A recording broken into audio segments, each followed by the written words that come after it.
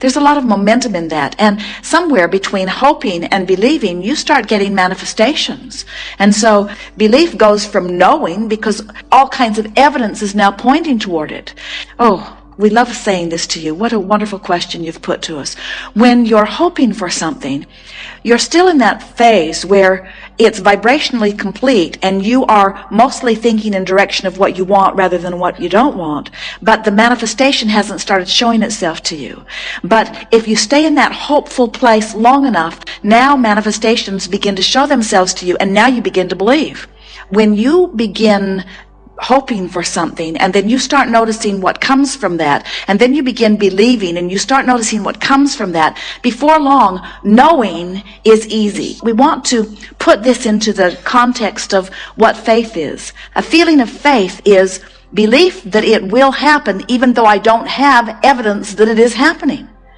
And it's what we were talking about earlier, as we were talking about any of you traveling from city to city. That journey is understandable. So you don't get out there halfway and get disoriented. You understand those journeys. But often when you're going from sickness to wellness, or from not having something you want to having it, you don't have any evidence. There are no signposts that are so vivid and obvious to you other than the guidance of emotion. And so this knowledge that you are reaching for can come to you immediately when you accept that the way you feel is your indication of direction.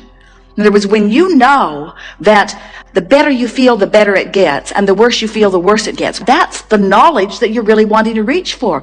When you notice the absolute correlation between how you've been thinking and feeling and what's manifesting, you've got knowledge. So then something wonderful will happen, and Esther will say, I did that. That's knowledge. When something not so wonderful happens, Esther said, I did that. That's knowledge. So it's the knowing of the guidance system that we want you to focus upon. Everything that you live is a replication of how you've been feeling. Nothing happens that's separate from the way you feel.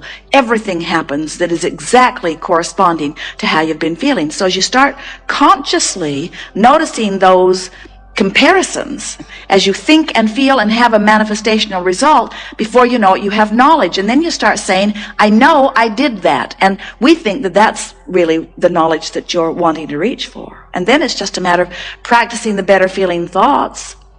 We think what trips so many of you up is that you've been trying to compare how you feel with how others have felt or how others are feeling, when the comparison that you want to make is, how does this thought feel in relationship to the thought that I just thought?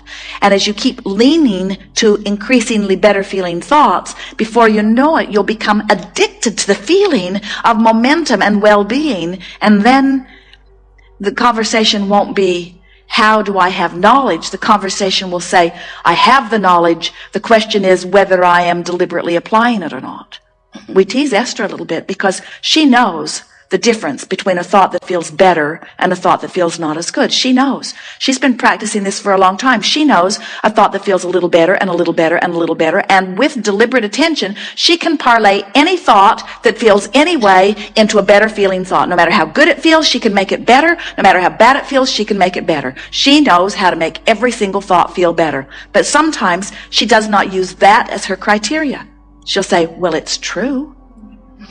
As if that has anything to do with anything. There are a lot of things that are true that you don't want to live. There are a lot of things that are true that you do want to live. Let the criteria be, how does it feel when I think it, you say. Very good. Thank you. Yes, indeed. I'd like to be specific if possible.